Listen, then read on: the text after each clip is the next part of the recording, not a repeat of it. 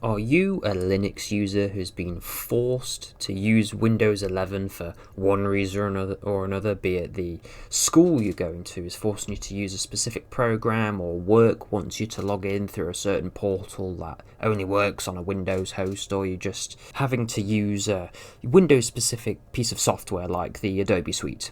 Then I do feel bad for you, but there's a little bit of light in the darkness. Every Linux user's favourite piece of software is of course Neofetch, and I'm going to show you how you can get Neofetch on Windows 11 as quickly and as painlessly as possible. Now, a little caveat, Neofetch isn't strictly available on Windows, but we have a very good replacement known as a Winfetch, and I'm going to show you the best way to install it. So, what you're going to want to do is head to your favourite web browser. Mine is Pale Moon, of course. And we're going to go to a new tab, and you're going to go to a website called scoop.sh. Now, once you're on this website, you'll notice these two lines of code. What you're going to want to do is triple click on that bad boy, Control C to copy, just copy it to your clipboard. And now what you're going to want to do is open up PowerShell. Make sure it's PowerShell and not the command prompt. Now, once you've found your way onto PowerShell, all you need to do is paste in the command. Now, this will work even without administrator privileges, so if you're installing this on a work computer or a school computer for whatever reason, I'm not going to judge you, you can actually do it as long as they don't have any extra stringent security measures in place.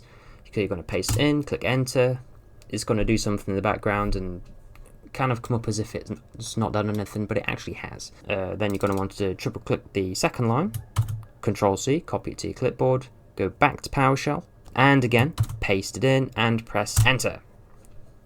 So mine's saying it's already installed because, well, I've already got it installed, but what yours should do is come up with a few little lines of installing blah blah blah, and then once it's installed and you've got no errors, because you shouldn't get any errors, you're going to type in scoop update, and what this is going to do is, well, A, let you know that it's installed properly, and B, install any updates that might be available. Because you would have just installed it, there's likely going to be no updates, and it's going to tell you it's absolutely fine. Mine's come up with a whole heap of updates, and we can ignore that. And so now we have Scoop installed. You might be thinking, what is Scoop? In essence, Scoop is just a package manager for Windows. So while you might have apt on a Debian-based distro, or the AUR on an Arch-based distro, or you might even use curl on a Mac OS system, we have Scoop.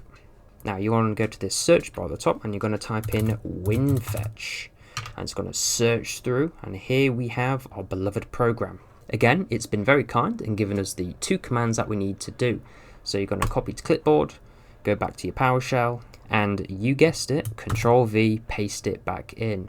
You're going to add the main bucket first. I've already got mine.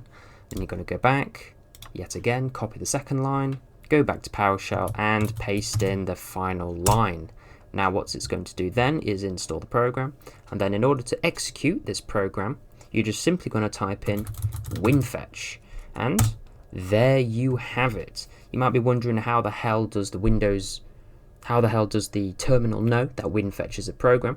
The beautiful thing about Scoop is that it actually edits your path variables for you, so there's no need for you to go into the 4 or 5 layers deep into Windows in order to change the path variables. It does it all for you and installs all of your programs in a nice, neat directory. It makes it super easy to install stuff and super easy to uninstall stuff with no orphaned sort of pieces of software left about in the Windows System 32 directory on the C drive, nothing like that.